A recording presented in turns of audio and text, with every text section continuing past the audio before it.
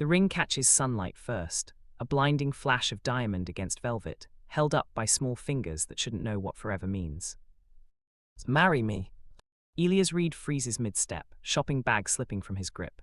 The pavement outside Tiffany Co tilts slightly. His hand instinctively moves to his swollen belly, 6 months round beneath his coat.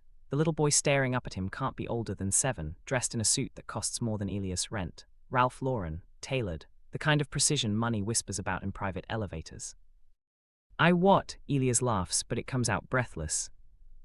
The boy doesn't blink. You're pretty. I want you to be my mommy. Heat crawls up Elias' neck. Around them, Fifth Avenue pulses with strangers, tourists snapping photos, businessmen barking into phones, women in heels that click like metronomes. No one stops. No one notices a pregnant man crouching down to meet a child's impossible request at eye level. That's very sweet, but I think you're a little young for proposals, Elias says gently, ruffling the boy's dark curls. The child smells like expensive cologne and something else. Loneliness, maybe. Where's your dad? Right here. The voice comes from behind, low, textured like smoke over gravel. Elias straightens too fast, his vision swims. When it clears, he's looking up at a man who makes the word tall feel inadequate.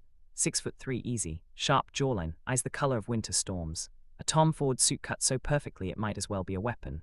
The tattoo on his neck, partially hidden by his collar, catches Elias' attention for half a second before those eyes do. Hi viewers, kindly tell us where you're watching from and what time it is. Noah Blackwood doesn't smile. He just studies Elias the way someone might study a chessboard 3 moves from checkmate. He doesn't take no for an answer. I can see that. Elias clutches his shopping bag tighter. His pulse hammers against his ribs. Something about this man feels wrong. Not dangerous, though there's that too, but wrong in the way a door left open in winter feels wrong. An invitation to something you can't take back. The boy tugs Noah's sleeve. Dad, can we keep him? Kai, Noah's tone drops, not angry, just final. The boy deflates but doesn't let go of the ring box. Elias should leave, should mumble an excuse, turn around, disappear into the crowd. Instead, he hears himself say, he's got good taste, I'll give him that. Noah's mouth twitches, almost a smile, almost, he inherited it. Silence stretches between them, thick, heavy, loaded with things neither of them says. A taxi honks, someone shouts in Mandarin. The world keeps spinning, but here, on this specific square of concrete, time drags its feet. You seem different, Noah says finally. His gaze drops to Elias' belly, then back up. No judgment, just observation. Most people would have called security by now. Most people aren't 6 months pregnant and trying to buy affordable throw pillows. Elias shifts his weight. His lower back aches. His feet scream. He shouldn't still be standing here, shouldn't be entertaining this bizarre conversation, shouldn't be noticing the way Noah's presence fills space like gravity. But he is. Noah reaches into his jacket. For one wild second, Elias thinks, what, gun, business card, another ring. Instead, Noah pulls out nothing. His hand just rests there against his chest like he's reconsidering. You live in the city. Manhattan, why? No reason. Noah's eyes narrow slightly. Just wondering how someone like you ends up window shopping at Tiffany's. Someone like me, Elias feels his spine straighten. What's that supposed to mean? Someone who looks at luxury like it's a museum exhibit. Noah tilts his head. Someone who doesn't belong to this world but keeps circling it anyway.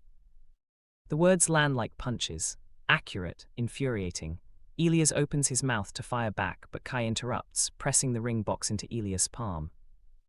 Keep it, the boy whispers, for when you change your mind. Before Elias can protest, Noah's hand lands on Kai's shoulder, steering him away. They move through the crowd like water parting around stone, effortless, inevitable. Elias stands frozen, ring box burning against his skin, watching them disappear into a black car with tinted windows. The license plate reads, BLK1.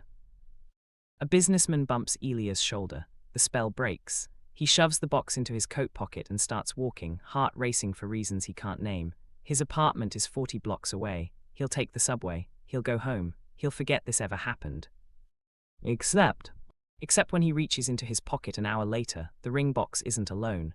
There's a business card, matte black, silver lettering. Noah Blackwood, CEO, Blackwood Industries. No phone number, no email, just an address in Tribeca and one line underneath. Doors open when you stop running from them. The apartment smells like paint thinner and regret. Elias kicks the door shut behind him, dropping his shopping bag onto the kitchen counter. His phone buzzes, 3 missed calls from his landlord, 2 texts from his best friend Amara asking if he's eaten, 1 email from a potential client who will probably ghost him like the last 5. He ignores all of them. Instead, he pulls out Noah's business card and stares at it under the flickering overhead light. Blackwood Industries. He's heard the name before. Everyone has.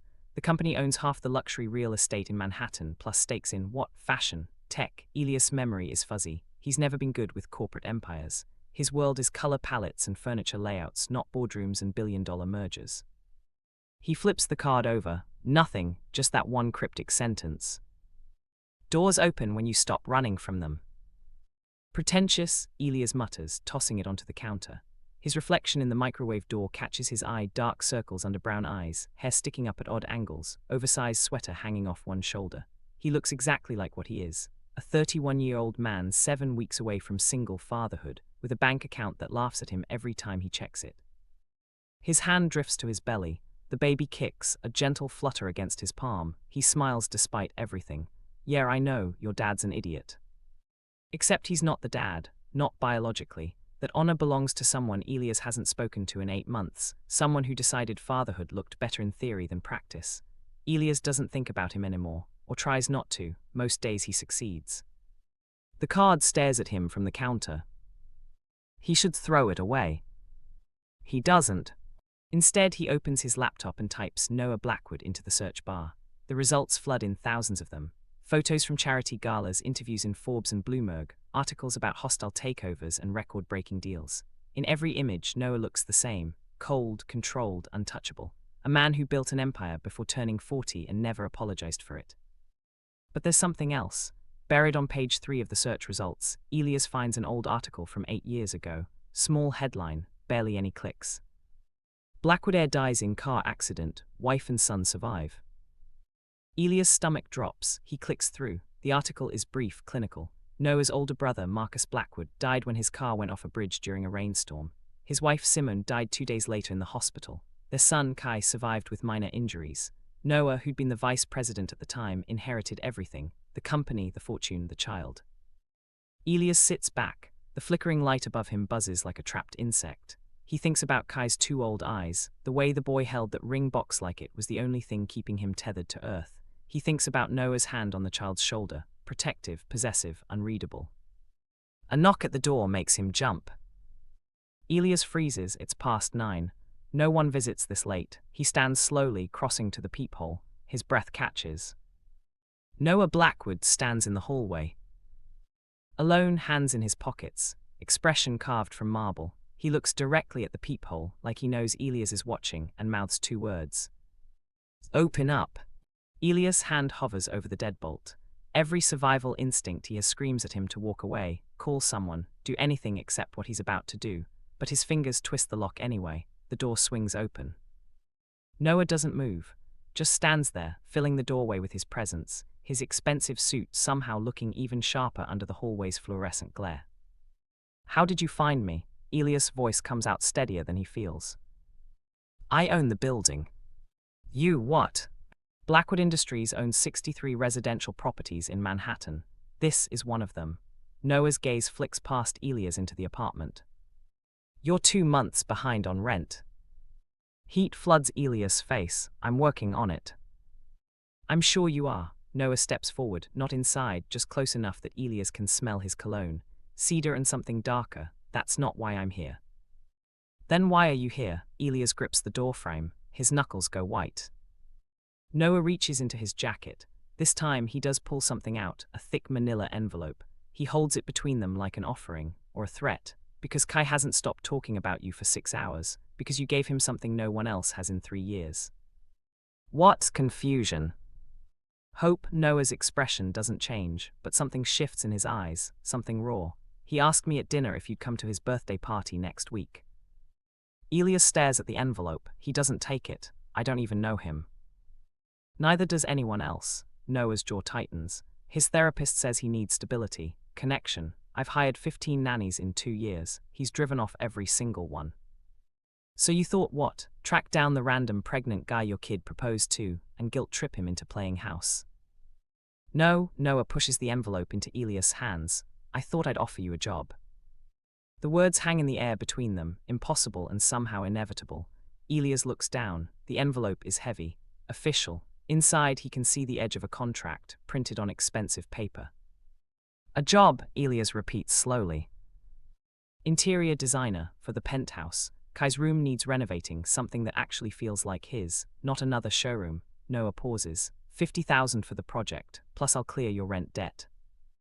Elias' mouth goes dry. 50,000, that's enough to cover the baby's first year. Childcare, medical bills, everything he's been losing sleep over for months.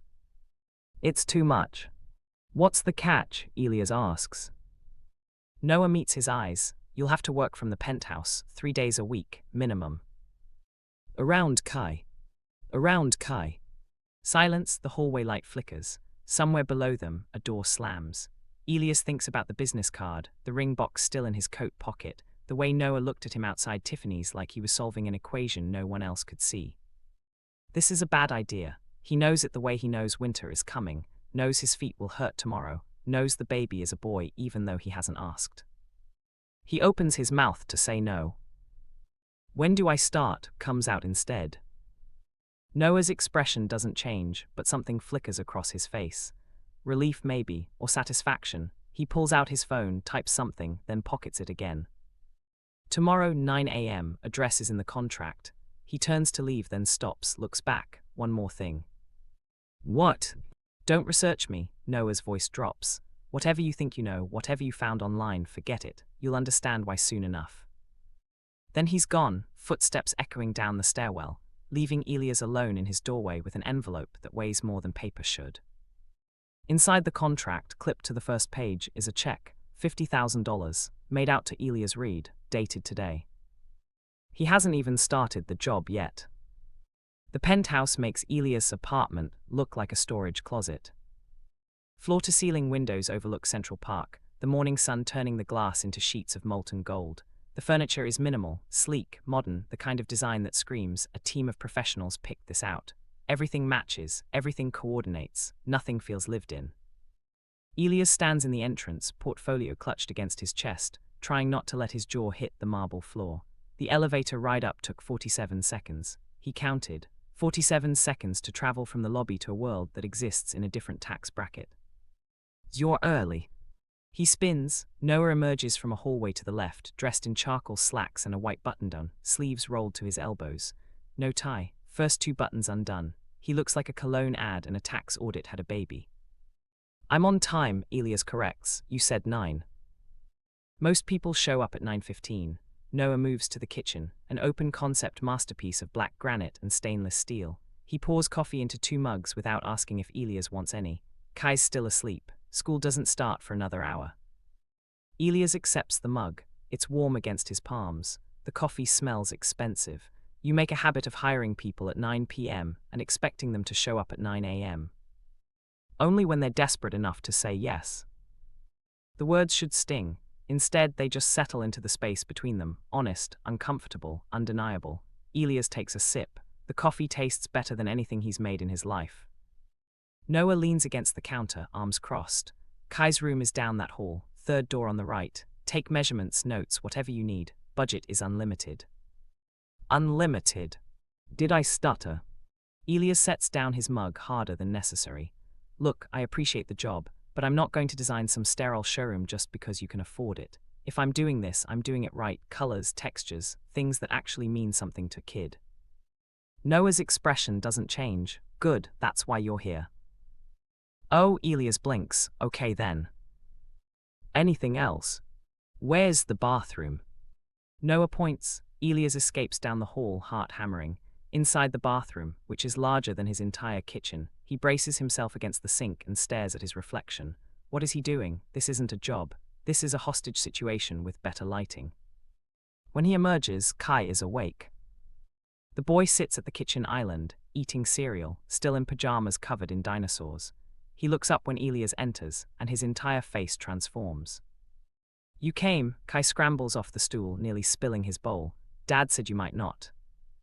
I came, Elias confirms, crouching down, his knees protest. Your dad hired me to fix up your room, make it cooler.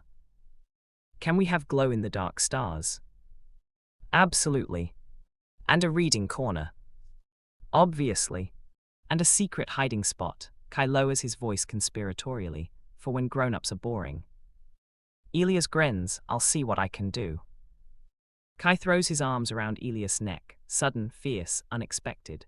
Elias freezes for half a second before his arms come up automatically, holding the boy close.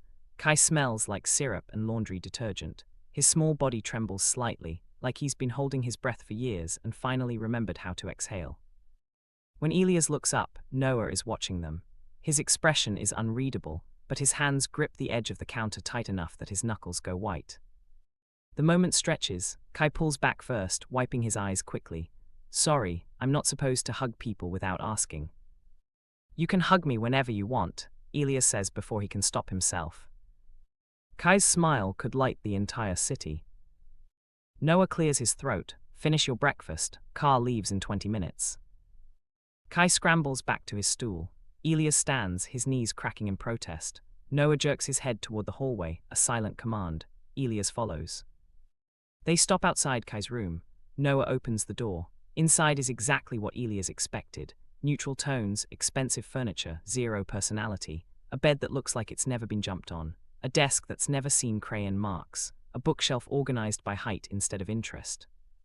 He doesn't sleep here, Noah says quietly. He sneaks into my room every night, has for 2 years. Elias looks at him, really looks. For the first time he sees the exhaustion carved into Noah's face. The lines around his eyes, the tension in his shoulders, the way he holds himself like one wrong move will shatter something irreplaceable. What happened to his mom? Elias asks. Noah's jaw tightens. That's not part of your job description. Maybe not, but if I'm going to design a space for him, I need to understand what he's lost. Silence. Outside, a siren wails. Kai's laughter drifts from the kitchen. Noah stares at the room like it's a crime scene. She died in the same accident that killed his father, Noah finally says. 3 years ago. Kai was in the car. He doesn't remember most of it. The doctors say that's a blessing. But you remember. Noah's eyes cut to him, every second. The air between them shifts, charged, dangerous, too intimate for 9:30 on a Tuesday morning. Elias should step back, should maintain professional distance, should remember this is a job, not whatever his brain is trying to make it into. I'll make it work, Elias says instead. The room, I'll make it somewhere he actually wants to be. Noah nods once. Then without warning, his hand moves, not toward Elias but past him, reaching into the room to flip a light switch. The overhead fixture flickers on, casting harsh white light across the space. There's one rule, Noah says. You don't ask about my work, you don't ask where I go, you don't ask who visits. You design the room, you spend time with Kai, you take your money, and you don't dig. Dig into what? Exactly, Noah's expression hardens. Can you do that? Elias thinks about the articles he found last night, the gaps in Noah's public history, the way people in the lobby this morning looked at him, not with recognition, but with fear. He thinks about Kai's 2 old eyes and the weight of $50,000 in his bank account. Yeah, Elias lies, I can do that. Noah studies him for a long moment, like he's reading the truth beneath the words. Then he steps back, pulling the door closed. Good, because the people who dig, Noah's voice drops, they don't usually like what they find. He walks away, leaving Elias alone in the hallway with a locked door and a warning that sounds more like a promise. From the kitchen, Kai calls out, Elias, do you like pancakes? Elias forces a smile he doesn't feel and heads back, but as he passes the living room something catches his eye, a photograph on the mantel, partially hidden behind an orchid. Noah younger, standing next to a man who looks almost identical. Brothers, Marcus probably, both of them smiling at whoever held the camera. But it's the background that makes Elias' blood run cold. Behind them, barely visible through a window, is a building, brick facade, narrow windows, a sign above the door too blurry to read but somehow familiar.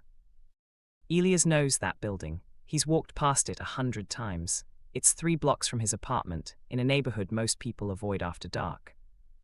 And spray painted on the wall beside the door, faint in the photo, unmistakable if you know what to look for, is a symbol. 3 interlocking circles. The mark every delivery driver, every street vendor, every person who lives in that part of Manhattan learns to recognize.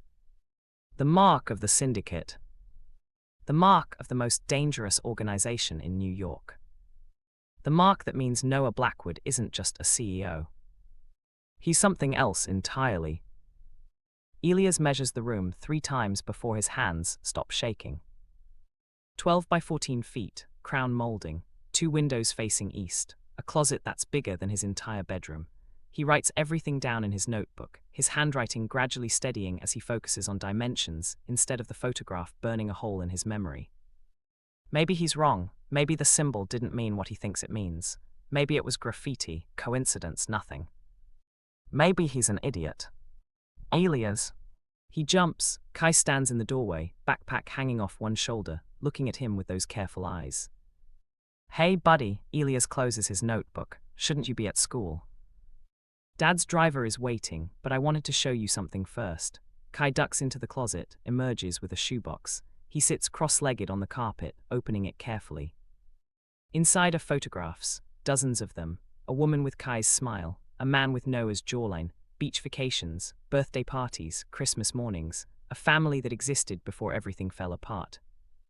That's my mom, Kai says, pointing to a picture of the woman holding him as a baby. She smelled like cookies. And that's my dad, my real dad. Uncle Noah says I look like him. Elias sits down beside him, his pregnant belly making the movement awkward. You do, same eyes. Do you have pictures of your family? The question hits harder than it should. Elias thinks about his own shoebox, tucked in the back of his closet. Pictures of parents who stopped calling after he came out. Siblings who pretended he didn't exist. A family that chose comfort over him. Some, Elias says carefully. Not as many as I'd like. Kai nods like he understands something he shouldn't. Then he pulls out another photo, this one more recent. Noah and Kai at what looks like a restaurant, both dressed up, neither smiling. Noah's hand rests on Kai's shoulder, protective, distant. Uncle Noah tries really hard, Kai says quietly, but I think he's sad all the time. He doesn't say it, but I can tell. How can you tell? He doesn't laugh, not really. And sometimes I hear him on the phone late at night, and his voice sounds different. Scary. Elias' stomach tightens. Scary how? Kai shrugs, like the voice my dad used to use when grown-ups were fighting, the one that made Mom take me to my room. Before Elias can respond, Noah appears in the doorway. Kai, car now. The boy scrambles up, shoving photos back into the box. Sorry, Uncle Noah. Don't apologize, just go. Noah's tone leaves no room for argument. Kai rushes past him, disappearing down the hall. The front door opens and closes. Then it's just Elias and Noah, and the silence between them that feels like standing on the edge of a cliff. Noah steps into the room. The space suddenly feels smaller. He showed you the box. He wanted me to know about his parents. And now you think you understand something. Do I? Elias stands, facing him. His heart hammers. Because I'm starting to think this job isn't about interior design. It's not. Noah moves closer. Not threatening, just inevitable. It's about giving Kai something normal, something that doesn't smell like. He stops, his jaw works. Whatever he was about to say gets swallowed. Doesn't smell like what? Elias presses. Money, power, blood. Noah's expression goes cold, careful. Or what? The words come out braver than Elias feels. You'll evict me, take back the money. I've already cashed the check, Blackwood. Whatever you're into, I'm already complicit. For a moment, Noah just stares at him. Then, impossibly, he laughs. It's a bitter sound, sharp-edged and mirthless. You think you're complicit? Noah shakes his head. You don't know what that word means yet. Then tell me. No. Why not? Because once I do, you can't unhear it. And despite what you think, I'm trying to keep you clean. Noah's voice drops, for Kai's sake, not yours. Elias feels something hot and reckless rise in his chest. I'm not a child, I don't need protecting. Everyone needs protecting. Noah's hand moves, almost reaching for Elias' face, then stops. His fingers curl into a fist, especially from people like me. The moment stretches. Elias can hear his own heartbeat, loud and insistent in his ears. Can smell Noah's cologne, can see the microscopic scar above his left eyebrow, can feel the heat radiating between their bodies. This is the point where he should walk away, should take his money and run, should choose safety over whatever dangerous gravity is pulling him closer. Noah's phone rings. The spell breaks. Noah answers without looking away from Elias. What?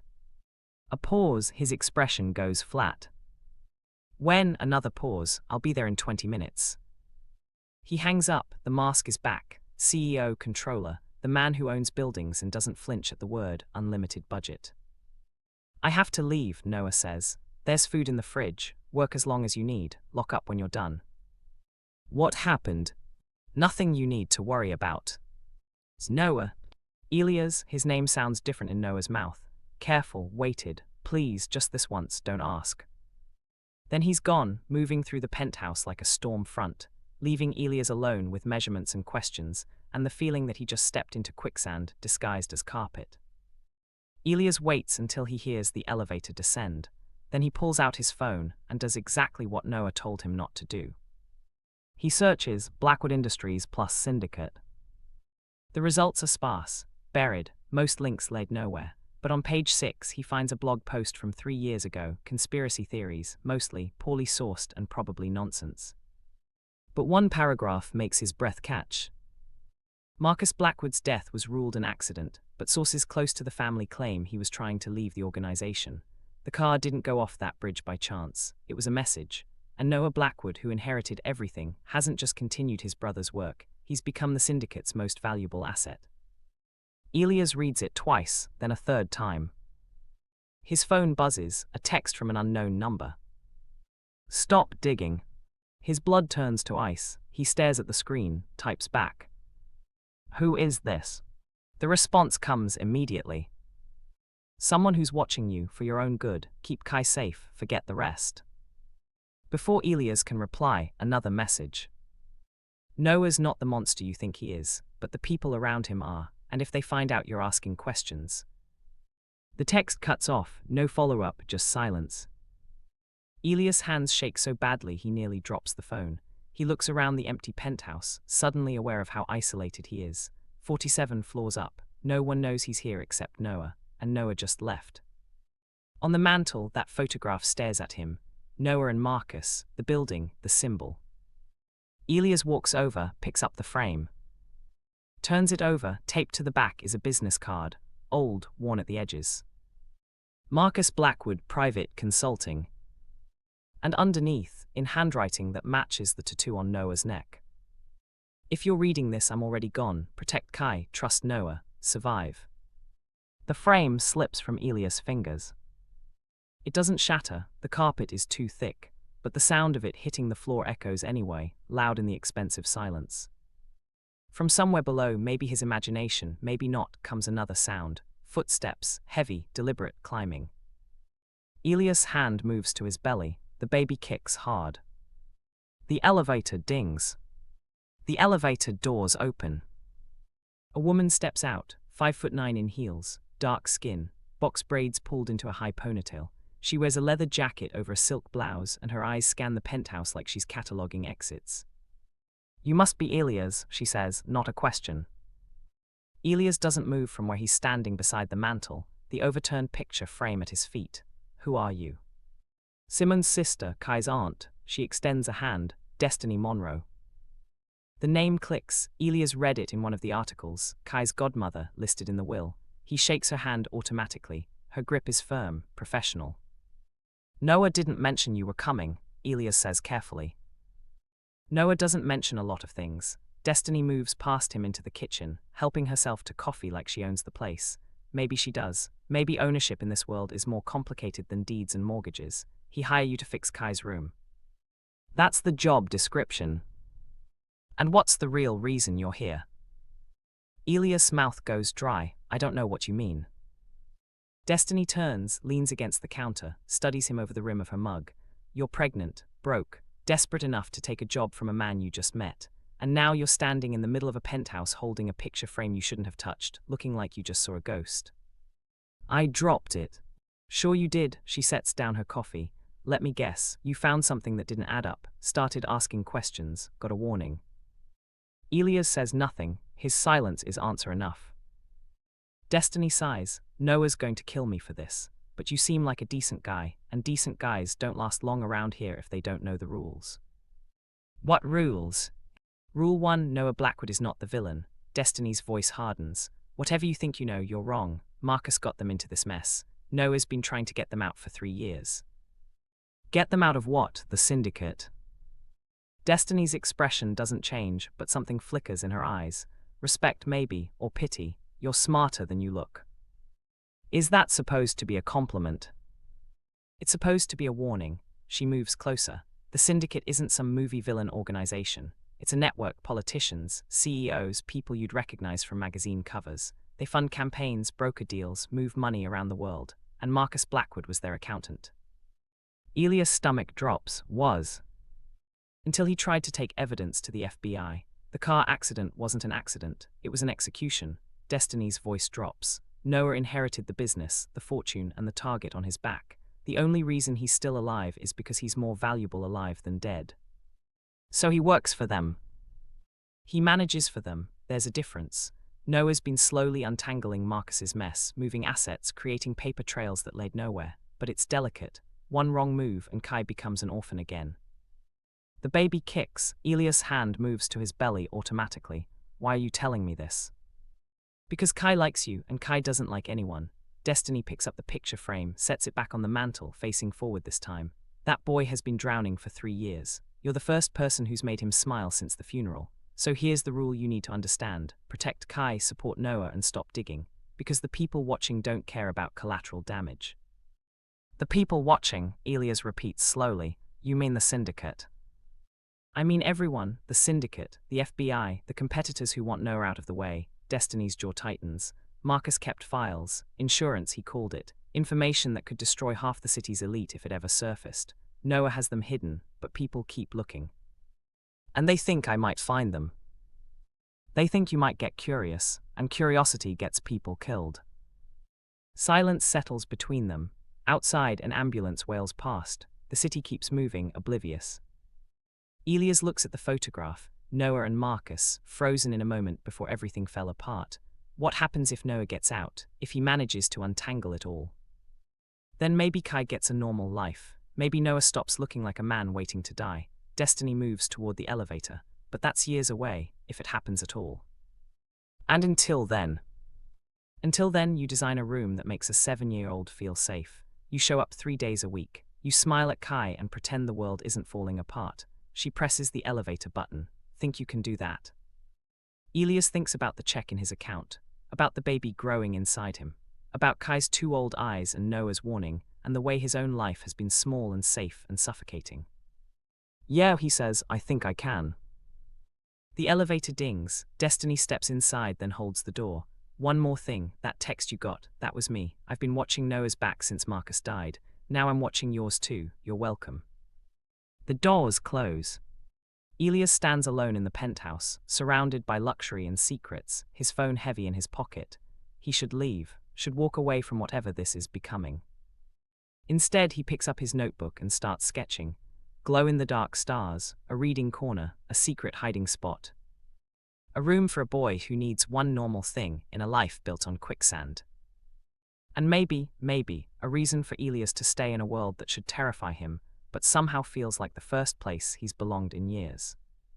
His phone buzzes, another text. This time from Noah. Still there. Elias types back. Where else would I be? The response comes fast. Smart man or stupid, haven't decided yet. Elias smiles despite everything, types. Why not both? 3 dots appear, disappear, appear again. Finally. See you tomorrow, same time, don't be late. Elias pockets his phone and gets back to work. Tomorrow he'll have questions, tomorrow he'll demand answers, tomorrow he'll figure out what he's really doing here. But tonight he's just a designer with a job, a desperate man with a lifeline, a person who maybe, just maybe, matters to someone again. Even if that someone is the most dangerous man in New York. The glass shatters first, then the screaming starts. Elias is halfway through painting a sample board when the front door explodes inward. Not opens, explodes, wood splinters across marble. 3 men in black tactical gear flood the penthouse, weapons drawn, moving like they've done this 1,000 times before. Elias drops the paintbrush. His hands shoot up automatically, heart hammering so hard he thinks his ribs might crack. The baby kicks frantically inside him, sensing danger before his brain catches up. Down on the ground, the first man's voice is mechanical, emotionless. Now. Elias' knees hit marble. The impact sends pain shooting up his thighs, but he doesn't make a sound. Can't. His throat has sealed shut. One of the men yanks his arms behind his back. Plastic zip ties bite into his wrists. Where is it? Another man crouches in front of him. Black mask, dead eyes. The drive, Marcus's files. Where did Blackwood hide them? I don't know what you're talking about. Elias' voice comes out broken, desperate, true. The man backhands him. Elias' head snaps sideways. Blood fills his mouth, copper and warm. His vision blurs. Through the ringing in his ears, he hears furniture being overturned, drawers yanked open, the systematic destruction of everything Noah owns.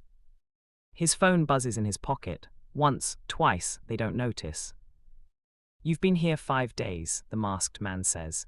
Blackwood doesn't trust anyone for 5 days unless they're useful. So what are you, courier, cleaner, or just another desperate fool he's using?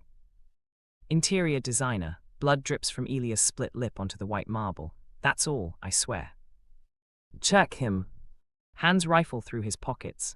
They find his phone, his wallet, his keys. The man scrolling through his phone pauses. Boss, look at this. The leader takes it, reads. His expression doesn't change, but something shifts in his posture. When's your baby due?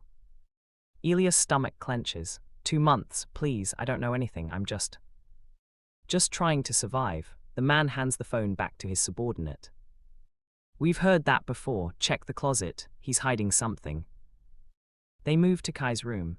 Elias hears the closet door open, hears the shoebox hit the floor, photographs scatter across carpet, a boot crushes Kai's mother's face. Something inside Elias breaks. Stop, his voice is stronger now, sharper, those are his, leave them alone. The leader turns. For the first time, there's something almost like interest in his eyes. The kids. He's 7, he lost everything, that box is all he has left. Touching, the man signals his team. Wrap it up, he doesn't have it. They leave the same way they came, fast, efficient, ghosts in tactical gear. The door hangs crooked on broken hinges. Papers flutter in the breeze from shattered windows. Elias stays on his knees, zip ties cutting circulation, listening to his own ragged breathing. His phone buzzes again. This time he recognizes the pattern. 3 short bursts, Destiny's signal. The elevator dings. Noah steps out. He takes in the destruction in one sweep, the broken door, the overturned furniture, Elias bleeding on the floor.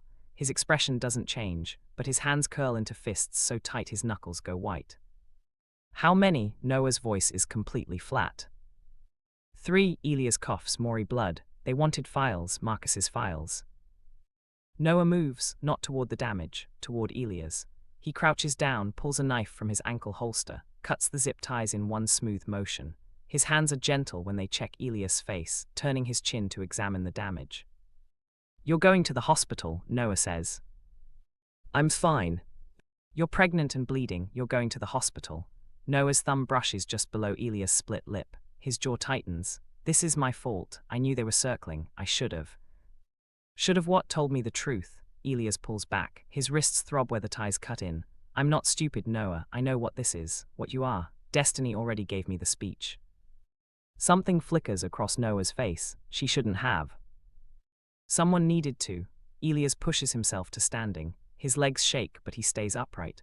Those men wanted to hurt Kai. They crushed his mother's picture like it was garbage. If that's the world you're in, if that's what finding those files means. Where are you going with this? I want to help. Noah goes completely still. No. You don't get to decide that. Yes, I do. This isn't your fight. It became my fight the second you wrote that check. Elias' voice rises. I cashed it. I spent it. I've been here 5 days working on Kai's room, drinking your expensive coffee, pretending I don't see how terrified you are every time you look at him. So either you let me help or I walk, right now, and you can explain to Kai why the first person who made him smile in 3 years disappeared. The silence stretches. Outside, the city hums. Inside, the destroyed penthouse feels like the aftermath of a tornado. Noah's phone rings. He answers without looking away from Elias. What? A pause. His expression goes dark. Where? Another pause. I'll be there in 10. He hangs up, looks at Elias like he's trying to solve an equation with missing variables.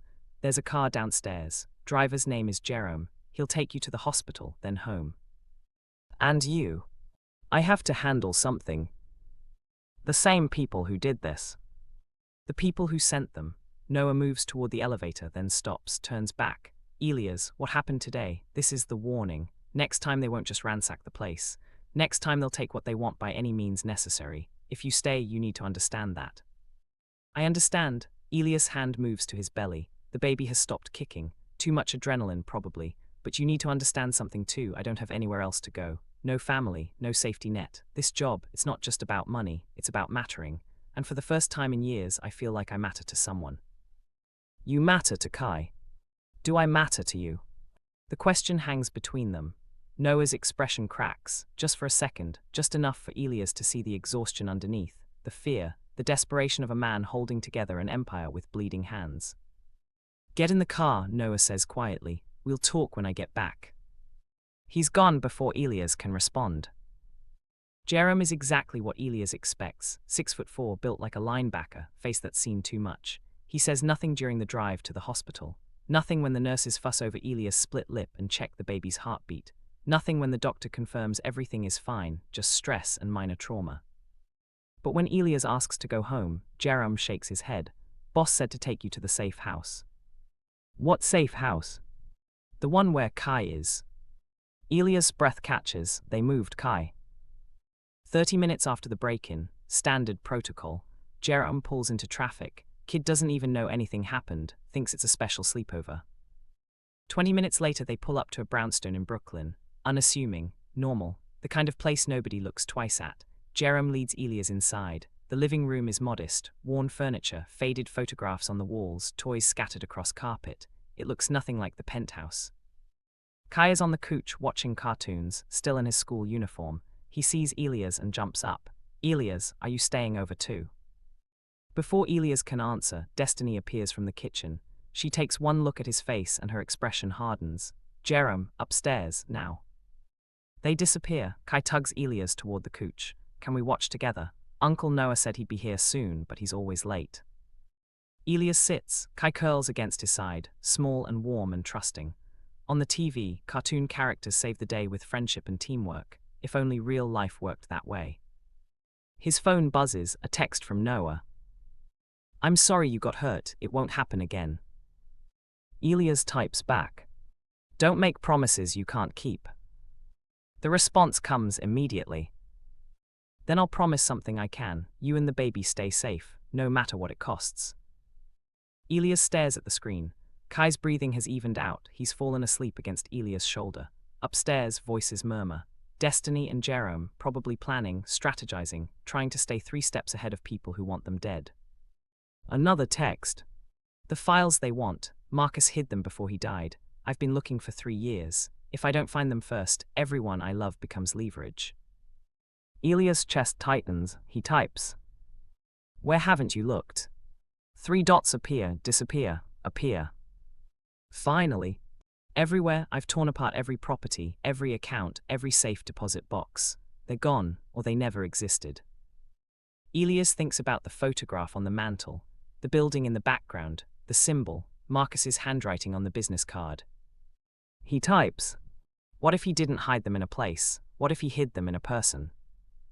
The dots appear, stay there, don't disappear. His phone rings. What did you just say? Noah's voice is tight, controlled, dangerous.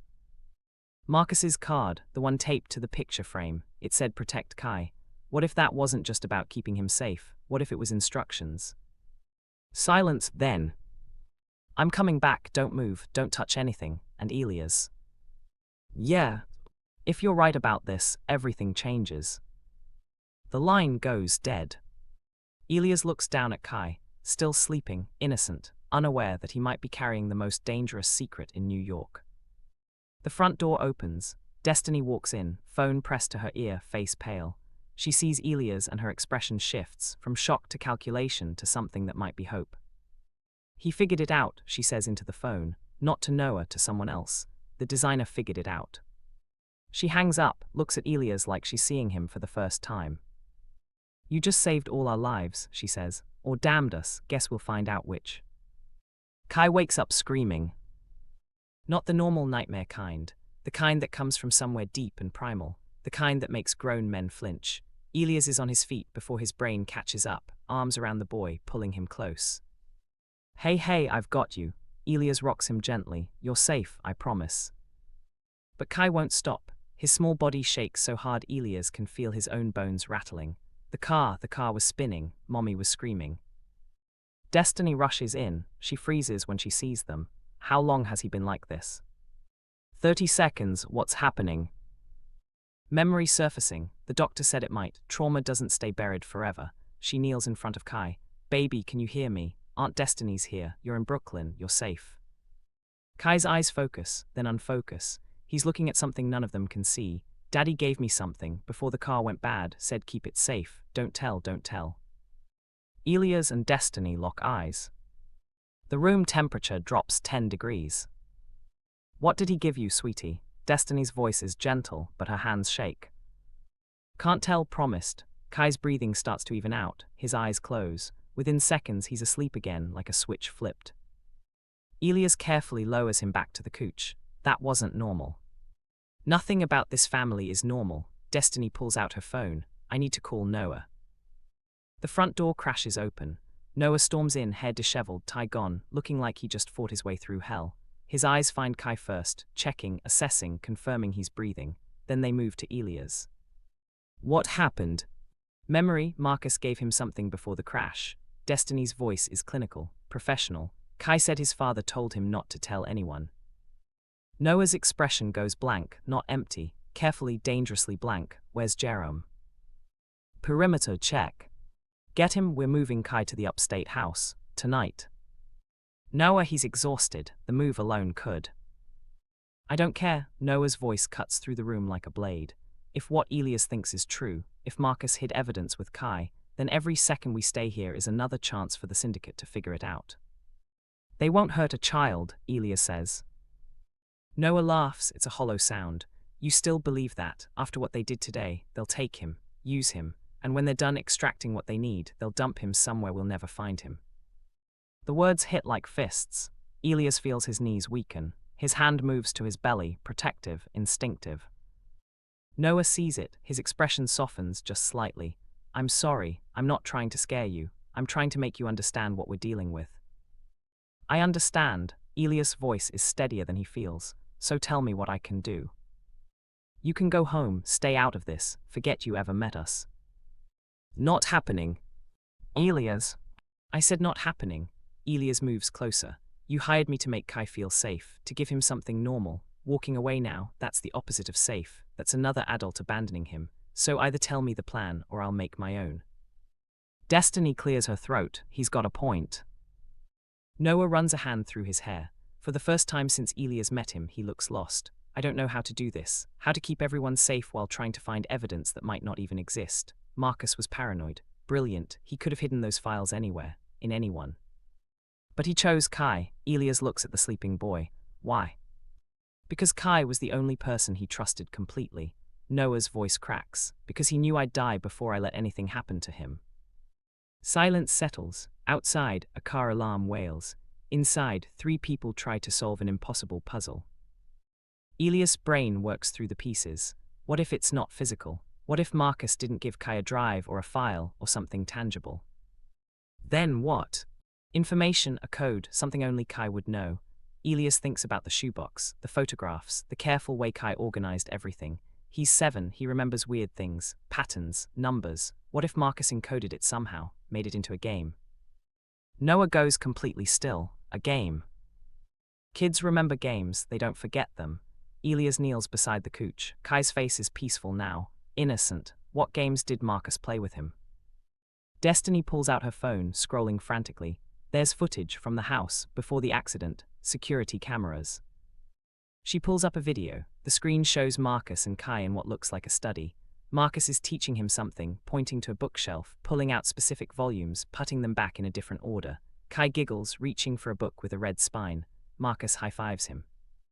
The bookshelf, Elias breathes. He's teaching him a sequence. Noah leans closer. Can you enhance the titles? Destiny taps, the image sharpens. They can make out spines now. Authors, numbers. Dewey Decimal System, Noah says. Marcus organized everything by it, even at home. So the sequence matters. Elias pulls out his notebook, starts writing. Red book first, that's. 973.3, Destiny reads, American History, Revolutionary War. Then blue, 741.5, Graphic Novels.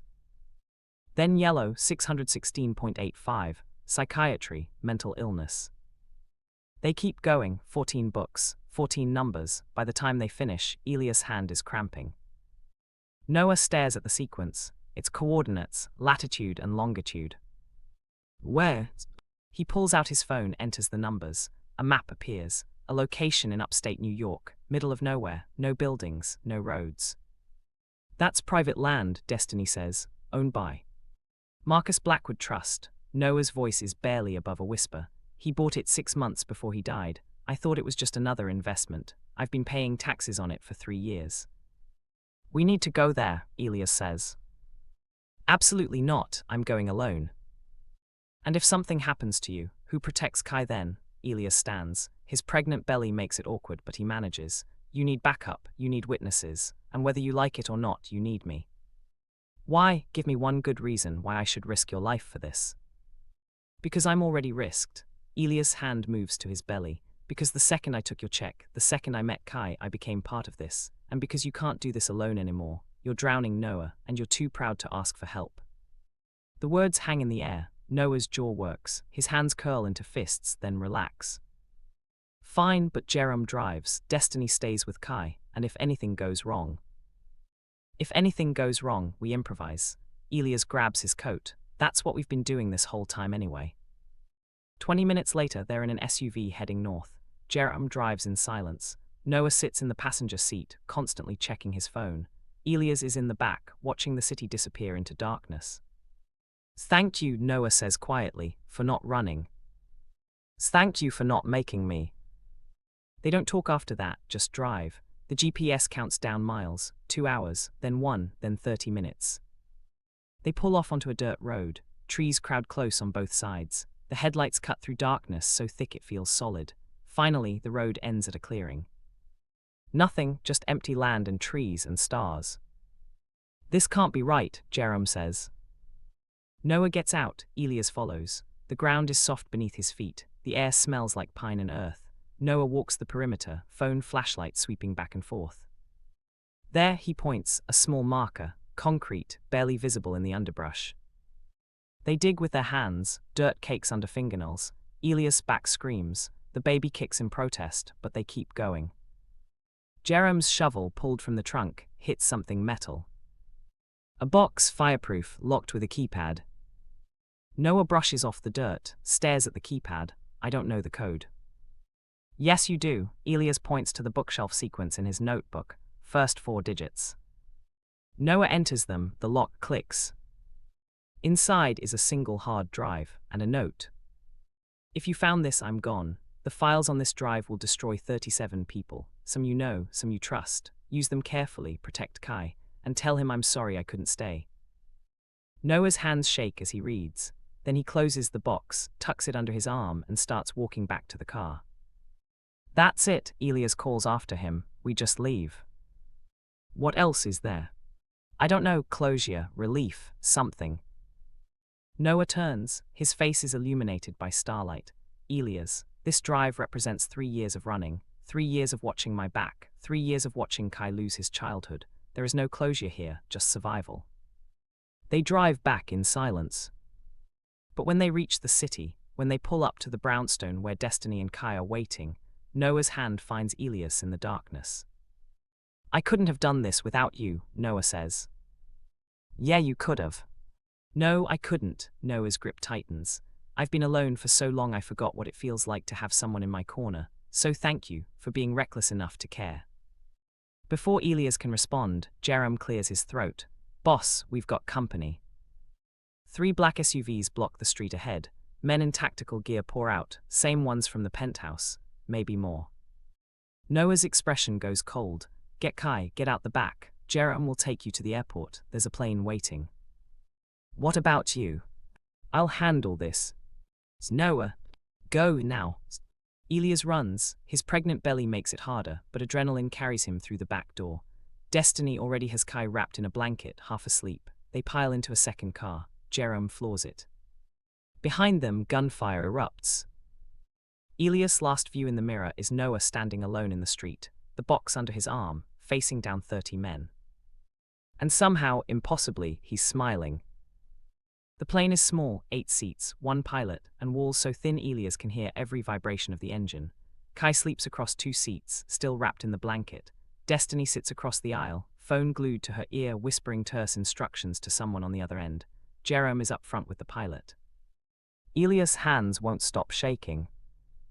He pulls out his phone, 23 missed calls, 15 texts, all from Noah's number. "I'm alive, meet you there. Don't answer, they're tracking everything.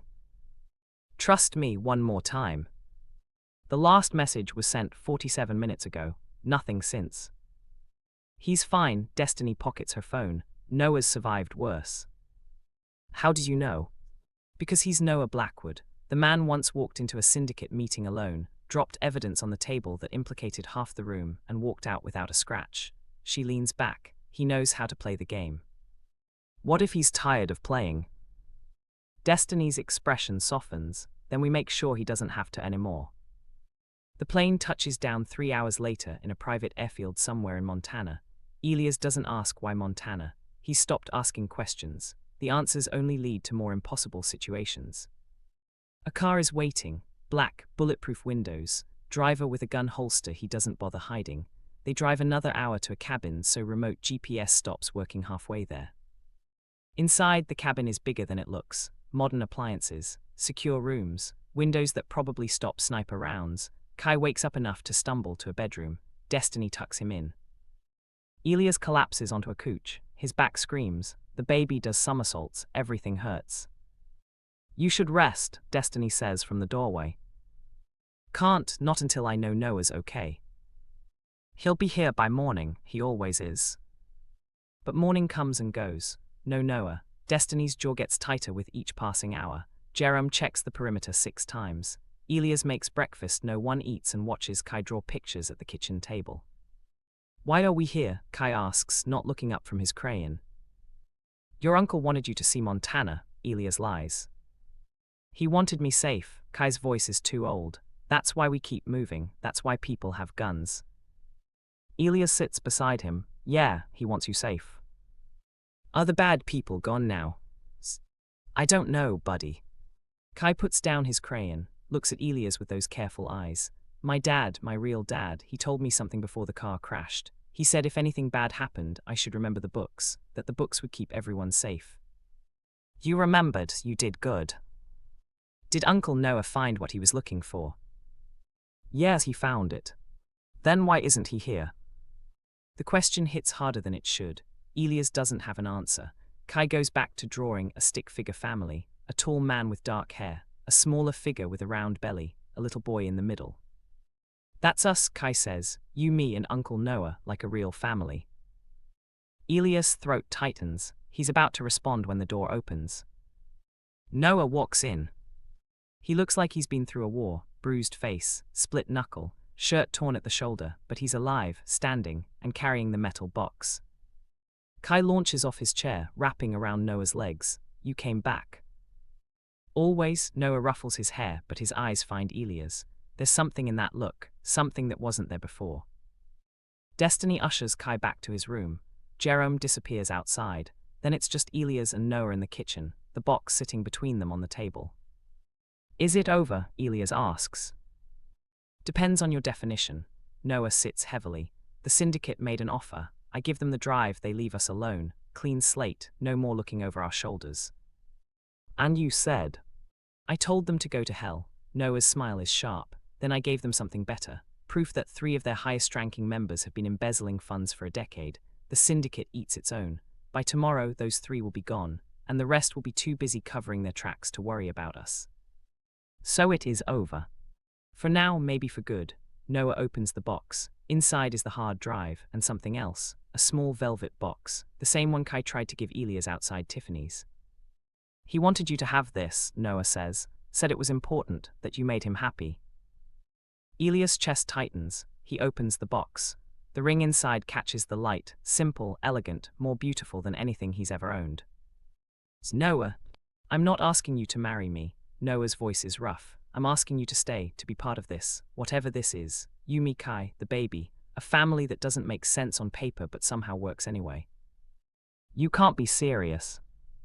I've never been more serious. Noah reaches across the table. His hand is warm, solid, real. I know it's fast, I know it's complicated. I know I come with more baggage than anyone should have to deal with. But Elias, you make Kai laugh, you make me feel human, and I can't go back to the before, not after knowing what it's like to have you here. Elias stares at the ring, at Noah's battered face, at the life being offered on a silver platter alongside all its chaos. What about the syndicate? What if they come back? Then we handle it together. What about the baby, single fatherhood, all the complications? Then we handle it together. What about? Elias, Noah's grip tightens. Stop thinking, just feel. What do you want? The question echoes. Elias thinks about his small apartment, his empty bank account before Noah, his life measured in rejected design pitches and lonely nights wondering if he mattered to anyone. Then he thinks about Kai's drawings, Destiny's fierce protection, Jerome's quiet presence, Noah's hand in the darkness, a family assembled from broken pieces that somehow fits together. I want this, Elias says. I want all of it, even the dangerous parts. Noah exhales like he's been holding his breath for days. Good, because I already told Kai you were staying. Presumptuous. Confident. They sit in silence. The Montana sun streams through bulletproof windows. Outside, Jerome patrols. Somewhere down the hall, Kai and Destiny laugh about something. The baby kicks hard enough that Elias gasps. Noah's hand moves to Elias' belly, tentative, asking permission. Elias guides it to the right spot. The baby kicks again, directly into Noah's palm. He's strong, Noah says. He's a fighter, takes after someone I know. Their eyes meet. For the first time, Noah smiles, really smiles. It transforms his face, makes him look younger, lighter, like maybe the weight he's been carrying is finally starting to lift. So what now? Elias asks. Now we go home, back to Manhattan, back to the penthouse. You finish Kai's room, we figure out how to be a family. And if it doesn't work, then we fail spectacularly, but at least we fail together. Elias takes the ring from the box, slides it onto his finger. It fits perfectly, like maybe Marcus knew something they didn't, like maybe this was always the plan, to bring together 3 broken people and 1 unborn child and call it hope. Together, Elias agrees. Noah leans across the table. His lips brush Elias's, gentle, careful, full of promise. The kiss tastes like possibility and morning coffee and new beginnings built on dangerous foundations. When they pull apart, Destiny is standing in the doorway, arms crossed, trying not to smile. About time, she says. Now can we please go home? I'm tired of babysitting grown men who don't know how to communicate. They laugh, all of them. The sound fills the cabin, chasing away shadows that have lived there too long. Outside, the Montana wilderness stretches endlessly. But inside, surrounded by people who chose each other instead of being chosen by blood, Elias finally understands what home means. It's not a place, it's not safety, it's not even permanence. It's belonging to someone who will fight for you, who will stand beside you when the world burns, who will hold your hand in the darkness and promise tomorrow. Even if tomorrow comes with bulletproof windows and security details and the lingering threat of old enemies. Because some families are born, and some families are forged in fire. And the ones forged in fire, they burn brighter. 3 months pass like a dream that might turn into a nightmare at any moment. Elias' water breaks during Kai's 8th birthday party. 1 minute he's cutting cake, chocolate with vanilla frosting, Kai's favorite, and the next, warm liquid soaks through his jeans. The knife clatters onto the marble counter. Elias grips the edge, breathing through a contraction that feels like his spine is being ripped apart. Noah, his voice comes out strangled. Noah is across the room, entertaining a dozen 8-year-olds who are hopped up on sugar and excitement. His head snaps around at the tone. Their eyes meet. Understanding flashes across Noah's face. Destiny, Kai, now. Noah's voice cuts through the chaos. Within seconds, Destiny has corralled the children into the living room. Jerome materializes from wherever he was lurking. Noah's arm wraps around Elias' waist. How far apart? Noah asks, already moving them toward the elevator. I don't. Another contraction hits. Elias doubles over. 3 minutes, maybe less. Hospital's 15 minutes away. We'll make it in 10. They don't make it in 10. Traffic on Fifth Avenue is stopped completely. Construction, a water main break. The universe deciding today is the perfect day for chaos. Elias lies across the back seat, breathing through contractions that come faster now. 2 minutes apart, 90 seconds. It's Noah. I see it, Jerome, side streets. They're all blocked, boss. Noah's jaw tightens. He pulls out his phone, makes 3 calls. Within minutes, a police escort appears, sirens blaring, lights flashing, clearing a path. They don't ask questions. Noah Blackwood's name still carries weight, even in a city that's supposed to be clean of syndicate influence. The hospital erupts into controlled chaos when they arrive. Nurses descend, wheelchairs appear. Elias is whisked away to labor and delivery, Noah jogging beside him, refusing to let go of his hand. I'm here, Noah says. I'm not leaving. You better not. Elias squeezes so hard he feels bones shift. I'm doing this because of you. Technically, this predates me. Shut up. The labor is brutal. 16 hours of contractions that turn Elias inside out. 16 hours of Noah's hand in his, voice in his ear, presence keeping him grounded when pain threatens to sweep him away. The nurses are impressed by how involved Noah is, how he knows exactly what Elias needs before he asks, how he doesn't flinch when Elias screams at him or threatens him or begs him to make it stop. Almost there, the doctor says, one more push. Elias doesn't think he has one more push left. His body is done. Every muscle screams. But Noah's hand tightens on his and Noah's voice says, you can do this, I know you can. So Elias pushes. The baby slides into the world at 3:47 a.m. A boy, 7 pounds 3 ounces, perfect pink skin and lungs that work too well, announcing his displeasure with existence at top volume. The nurse places him on Elias' chest. The baby, their baby somehow impossibly, roots around, tiny fists waving. His eyes are unfocused, searching.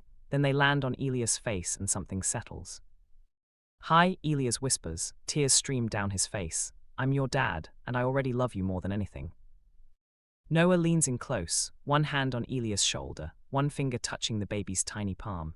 The baby's fist closes around it instinctively. Noah's expression cracks wide open, wonder and fear and love all tangled together. He's beautiful, Noah says. Yeah, he is. They name him Marcus, after the brother who saved them all from the grave, after the man who planned for a future he'd never see. It feels right. Kai meets his baby brother 3 hours later. He approaches the hospital bassinet cautiously, like Marcus might shatter if he breathes too hard. Can I hold him? Kai whispers. Elias guides him to the chair, shows him how to support the head. Marcus settles into Kai's arms like he's been there before. The 8-year-old stares down at the newborn with such intense concentration that Elias has to swallow around the lump in his throat. He's so small, Kai says. You were that small once, Noah tells him. Really? Really? Your dad, Marcus, he used to hold you just like that, said you were the most important thing in the world. Kai's eyes shine. He looks up at Noah, then at Elias. Are we a real family now? We've been a real family for months, Elias says. This just makes it official. They bring Marcus home 2 days later. The penthouse has been transformed. Kai's room is finished, glow-in-the-dark stars, reading corner, secret hiding spot under the window seat, and next to it a nursery, soft blues and greys, a crib Noah assembled himself, cursing through 3 instruction manuals. Artwork Kai painted, hung at toddler height for when Marcus is old enough to appreciate it. It's perfect, it's home. The first week is a blur of feedings and diaper changes and learning Marcus's different cries. Elias is exhausted. Noah somehow manages to run an empire while functioning on 2 hours of sleep. Kai helps where he can, fetching diapers, singing lullabies, entertaining Marcus during tummy time. They fall into a rhythm, chaotic, imperfect, beautiful. Then the doorbell rings at 2 a.m. on a Thursday. Noah answers it. Elias hears voices, low, urgent. He comes out of the nursery, Marcus asleep against his shoulder, to find Noah talking to 2 men in dark suits. FBI badges hang from their necks. Elias' blood runs cold. What's going on? The agents look at him. One of them, older, with grey at his temples, speaks. Mr. Blackwood has agreed to testify against remaining syndicate members, in exchange for immunity and witness protection if needed. Testify, Elias looks at Noah. You didn't mention this. It just came up. Noah's expression is carefully neutral. The files Marcus left, The FBI's been building cases. They need someone on the inside to verify everything. And you said yes. I said I'd consider it. Mr. Blackwood, the older agent says, we need an answer. The grand jury convenes in 3 weeks. Noah looks at Elias, at Marcus sleeping peacefully, at Kai peeking around the corner in his dinosaur pajamas, at the life they've built in the ruins of his brother's sacrifice. Give me 24 hours, Noah says. The agents leave, silence descends. Kai disappears back to his room. Elias carries Marcus to the nursery, settles him in the crib, then returns to find Noah standing at the window, staring out at the city. You're going to say yes, Elias says, not a question. I don't have a choice. There's always a choice. Not when 37 people are about to walk free because I'm too scared to stand up in court. Noah turns. Marcus died trying to expose them. I owe him this. You owe Marcus nothing. You've spent 3 years cleaning up his mess, protecting his son, surviving when most people would have crumbled. Elias moves closer. But if you testify, if you put yourself out there, they'll come for me, I know. And for us, Kai, Marcus, me. The FBI promised protection. The FBI can't protect everyone. Elias' voice breaks. I just got you, we just got this, and you're going to risk it all for revenge. It's not revenge, it's justice. It's suicide with better PR. They stand facing each other. The city lights cast shadows across Noah's face. He looks older now, worn down by choices no one should have to make. What do you want me to do? Noah asks quietly. I want you to choose us. I want you to let it go. I want you to be selfish for once in your life and say no. Elias' hands shake, but I know you won't because you're Noah Blackwood, and you don't know how to stop fighting. Noah closes the distance between them. His forehead rests against Elias. I'm so sorry. Don't apologize, just promise me something. Anything. Promise me you'll come back, that no matter what happens in that courtroom, you'll come home to us. Noah's arms wrap around him. They stand there in the darkness, 2 people trying to hold each other together when everything wants to pull them apart. I promise, Noah whispers. But promises are fragile things, and the world they're living in doesn't care about promises. The grand jury testimony happens 3 weeks later.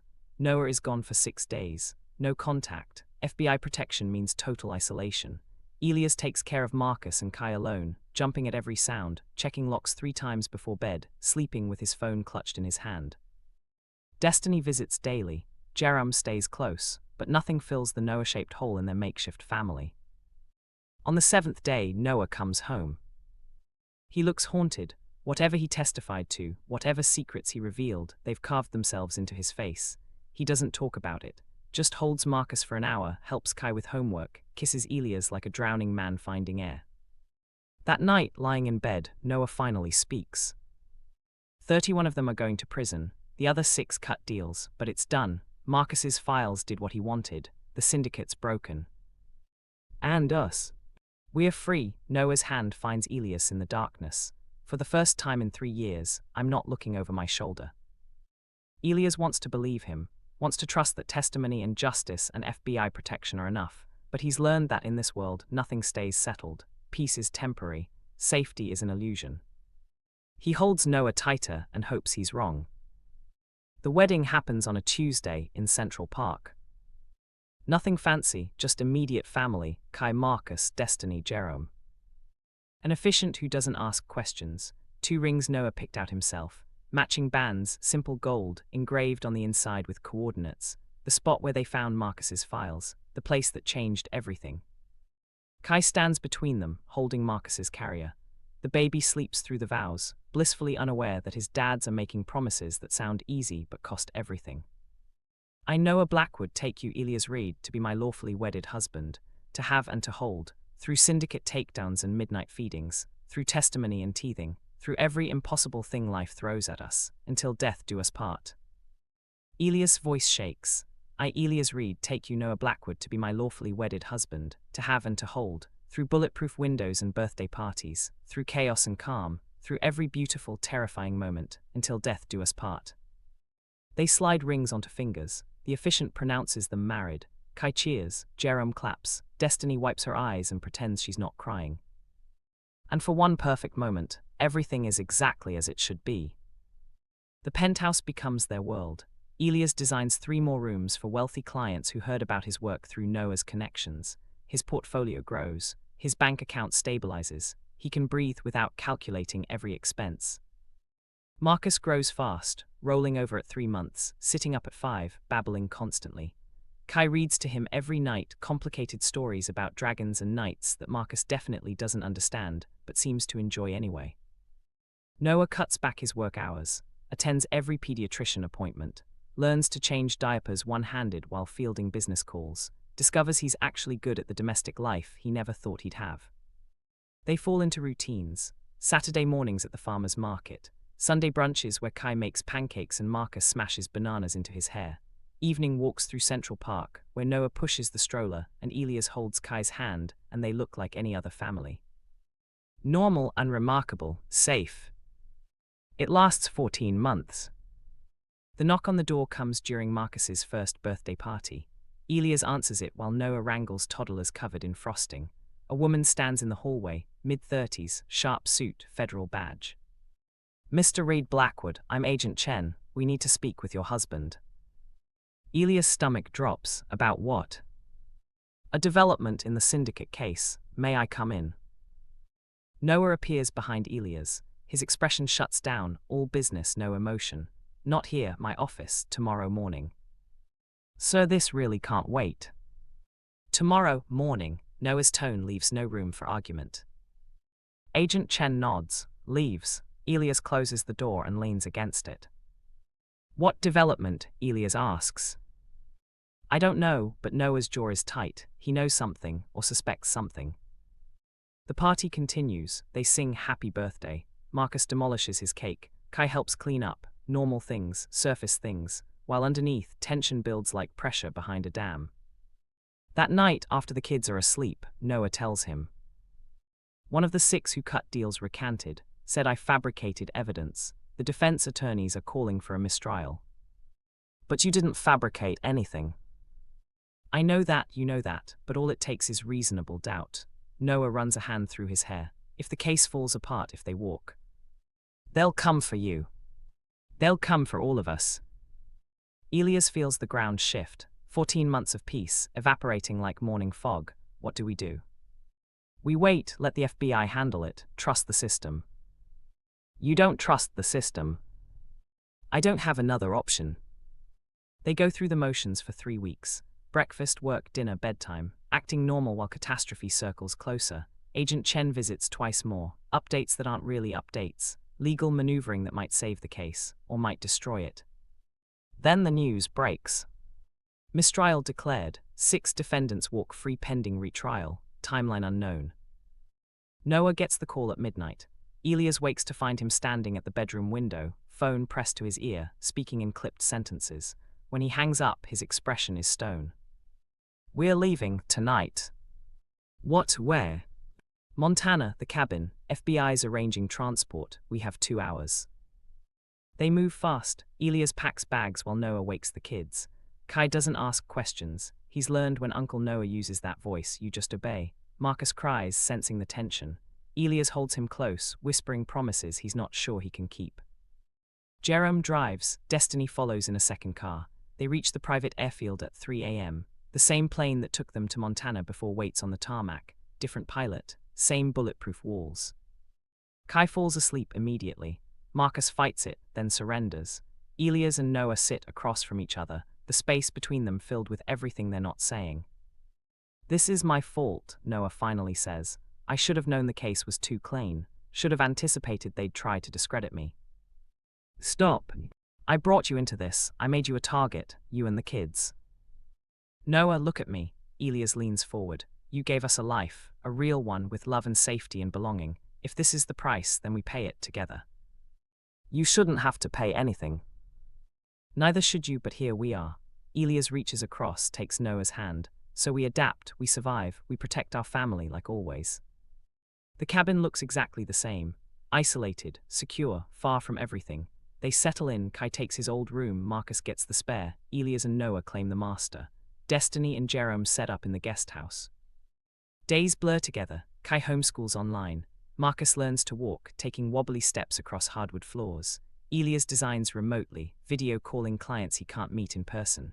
Noah works from a laptop, managing an empire from hiding. It's not sustainable, everyone knows it, but no one says it out loud. 3 months in, Agent Chen calls. We have new evidence, digital records that corroborate Mr. Blackwood's testimony. The recantation was coerced, we have proof. The case is moving forward. Hope flickers, small, fragile. Noah doesn't trust it. He's right not to. The attack comes at dawn on a Saturday. Elias wakes to Jerem bursting through the door, gun drawn, yelling for them to get to the safe room. Noah is already moving, scooping up Marcus, yelling for Kai.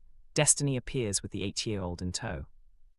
They pile into the safe room, reinforced walls, separate ventilation, enough supplies for a week.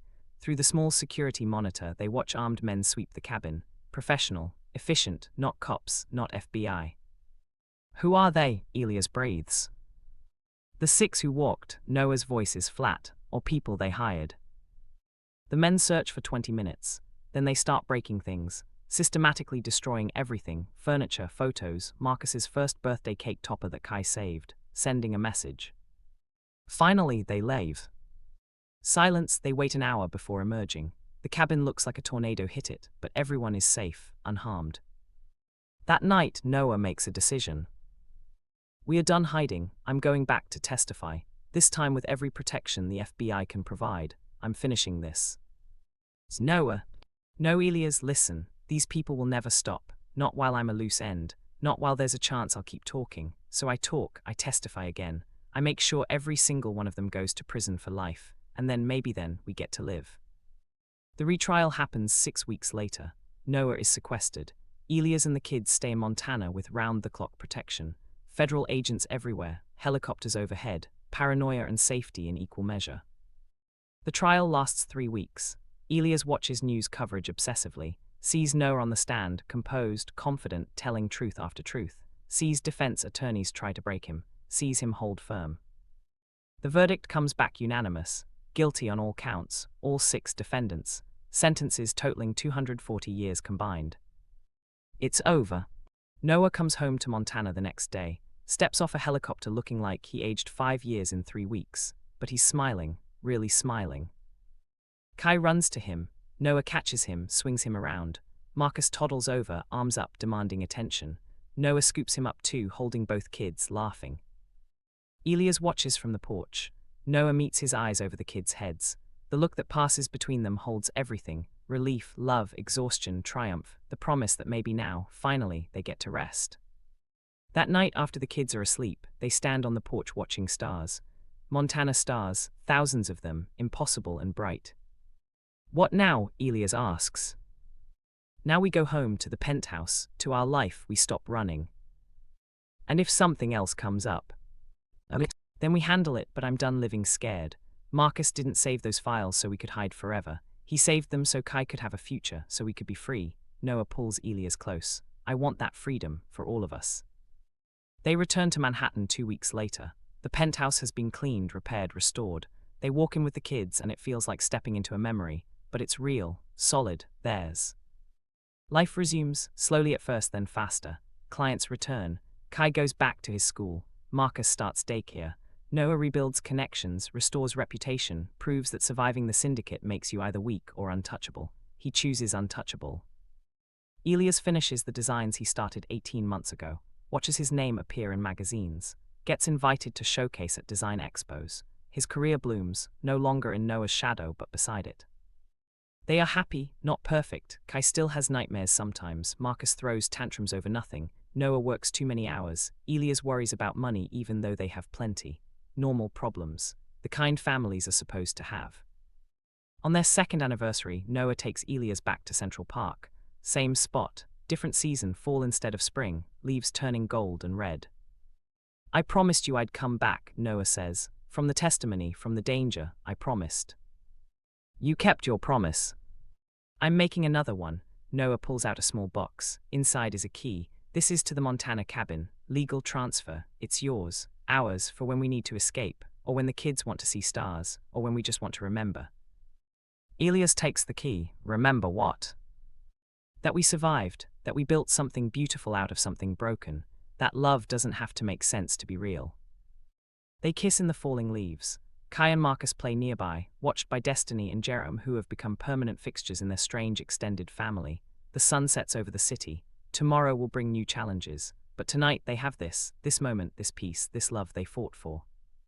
And sometimes that's enough. Sometimes survival becomes living, and living becomes joy, and joy becomes the greatest revenge against everyone who tried to destroy you. They walk home hand in hand, a CEO and a designer, an alpha and an omega, two dads and their kids, a family that shouldn't exist by any traditional measure but does anyway, fierce, loving, unbreakable. Most people will never know the whole story, the secrets they keep, the danger they survived, the empire built on redemption. And that's exactly why it works. Because some truths are too big for the outside world, some loves are too unconventional, some families are too perfectly imperfect. But they're real and they're theirs, and nothing can take that away. What would you choose? A safe, predictable life, or the chaos of love that transforms you into someone braver than you ever imagined? Thank you for joining us on Elias, Noah, and Kai's incredible journey. If this story touched your heart, please subscribe and turn on notifications so you don't miss our next story of courage, love, and resilience. Share your thoughts in the comments. Your words inspire others who are finding strength in their own battles. Remember, every family writes its own definition of forever. What will yours say?